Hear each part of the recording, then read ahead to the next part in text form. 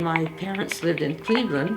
The Constants came. They started that Bible study at the church up there, and they was going to go to China. His brother was a missionary in China, and that was their passion. But they didn't get to go, and then they became missionaries here in Utah. Well, she was the boss. And even when she started the Explorers Bible Study, she would come and visit the Bible study, and we had to straighten up. She wanted us in dresses. You never seen Nellie Constance out of a dress. And she wasn't afraid to tell anybody anything. What did Carolyn say? He was just kind of boring. That's not mine.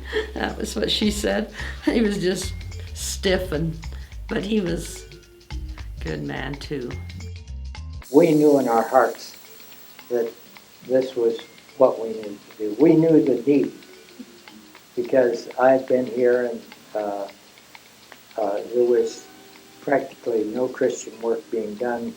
The Methodist Church was here, and the little Seventh-day Adventist, and the Greek Orthodox, and the Catholic Church was all that was here in Price.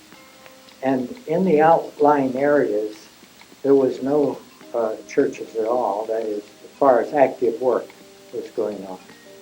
So we both felt that this was the Lord's will, and although we had no assurance of any funds, there was nothing in that way that was going to attract us. It was purely on faith that we had to come here. Well, first of all, we needed a place to stay, A little louder. and so we slept out in our car in the desert between here and Braggerton. That was our first night here, but we were excited and anxious to get started in the work that the Lord had called us to. Well, this one day I was on my hands and knees, and I thought, well, I'm going to pray to God.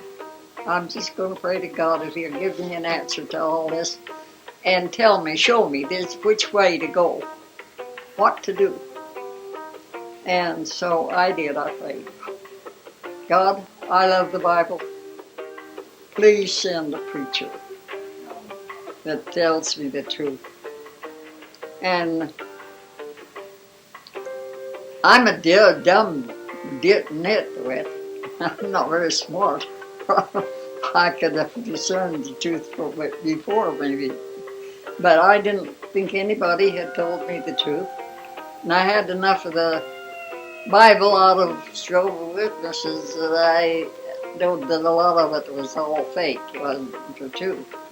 Well, while I was praying, I had a peace of mind. And it wasn't but about 2 or 3 days until I heard a knock on my basement door, and I go to see who it was. It was Reverend Constance and Nellie, and they had their first little girl with them, and she was about this high and a spunky little girl. She was raising Cain all the time. And we talked a few minutes, and I said, I've been looking for a Bible teacher. I just wanted to know more about the Bible. And I want it right from the Bible and from a teacher that knows the Bible. And I said, I don't want to monkey along with strange nitwits that don't know what they're talking about. So he said, well, right now we're looking for that kind of a place to start. He said, we don't know where we're going to start, but we are going to start teaching the Bible. And we just came out of Nyack College, New York. So I thought, well, that's my best chance. It's a privilege to let you know a little bit about the spiritual heritage of the Swinburne family and the way the Lord has protected us through the generations. 5 generations have been in this church, and the Lord has been really wonderfully working through them all. It started with Presbyterian missionaries traveling through the area. They'd come through once or twice a year and talk to my grandparents. Then a gentleman, Tom Constance, and his wife came to plant churches in Utah, and the Lord worked in miraculous ways at that time. One instance was my father was sick with, I think it was rheumatic fever or scarlet fever, something like that, and streptococcus at the same time, very sick, had lost his hair. He's lost his hair now too, but this was unnatural loss of hair. And they saw this light in the window, and the Lord had directed them to go and pray for those people. And they were sensitive enough to the Lord to hear that. Hiked down across a railroad track through a field. I prayed for my father. The Lord touched him and brought that whole family into the starting of the church here at Price Chapel. Then through the Hiawatha work, we met the Tuckers and then the Lampsons. We met them. I can't remember how we first came in contact with them, but one of the ways that we reached out was the school superintendent was a member of the Methodist Church. And so we went over and talked to him, told him what we wanted to do, to go out and have Bible classes after school. But he did all the, they had the Bible studies, and he did all the work, printing them out and all. So he was very important in that. And sometimes the janitors weren't very happy about it. Whenever we went in to have a class like that, we always made sure it was better than when we were in. But before we left, they were our best friends. And we taught classes. My wife would teach in one place and I in another. And that way we'd cover 2 communities in one day. Overall, we were reaching about 250 kids a week in all the various classes that we had. And then they had prayer meeting every Wednesday. We had prayer meeting, knelt down, prayed. And some places, like up at Kenilworth, we would stay in the evening and have a Bible class in a home up there. And we did the same up at Sunnyside.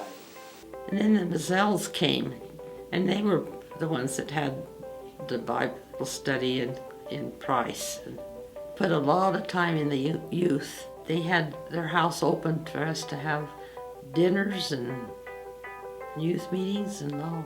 And the Bazes up in Hiawatha, and then the Johnsons up in East Carbon. We kind of bonded together even in the other churches.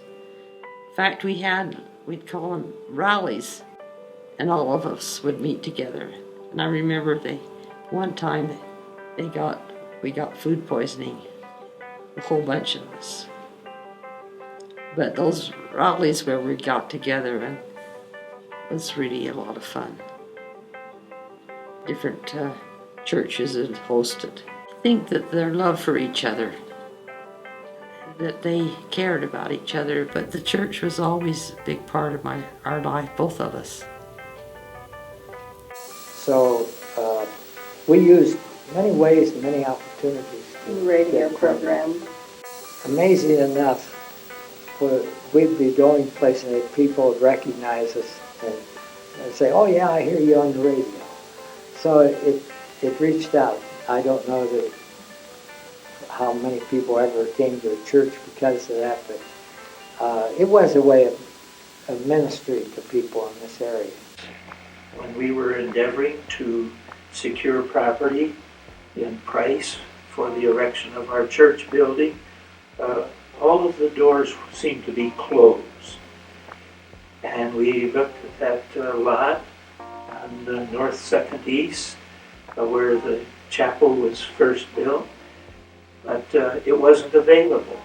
They had a little evening fellowship party, and in the midst of the ceremonies, they had a telegram delivered stating that the property on North 2nd East had become available. The church board, under the direction of Tom Constance, had raised the funds to make the down payment. And then one of the Sandoval's bought the property for it. And the lot now belonged to Price Chapel. Wasn't any money, but they did it. And the Sunday, it was Mother's Day, I think, and it was a dirt floor. Did the best we could. It grew. It never was huge. It's bigger now than ever, but We ministered to every opportunity that we got. I think we saw people being saved. A few anyway, not a lot, but and growth in our lives. Tom and Nellie were here when my grandparents were saved. And when my other set of grandparents, who had been saved but had fallen away from the Lord, came back to the Lord. What comes out from my heart in appreciation to God and thankfulness to these people, I don't know a way to express it. But I'd like you all to join me in just letting them know that they are somebody special. I think God called them here. What would it all been like without somebody that would dare come to Utah? When I look at the past that included my childhood at Price Chapel, I looked at a church that was a place that was important to me, people that I thought were important people, but I really didn't know what it had taken to get the church started. And I really didn't have much of a vision for what the church could be or should be. And yet there was those people in the past who had invested themselves in starting the church, who had done the things that were necessary to keep the church going, to reach new people with the gospel, who had a vision for something more. And as I started to get older and watched what God was doing in this church, it was a surprise to me. And I began to realize how much the vision of people in the past had mattered, and how much history I just sort of stumbled into that was really important to me. Well, it started small and it grew. And it's not going to stop here. It's going to keep going. Price Chapel is going to be a place in the county, probably both counties, Emery and Carbon County, where people can come to know what faith is, what God is, and what He'll do for all of us if we'll just let Him. When they stop and think about Price Chapel and what it's meant to me and my kids, it's really a blessing. Because God is in even the hard times. And you just have to hang on. Even in churches there's hard times. But it's worth it all.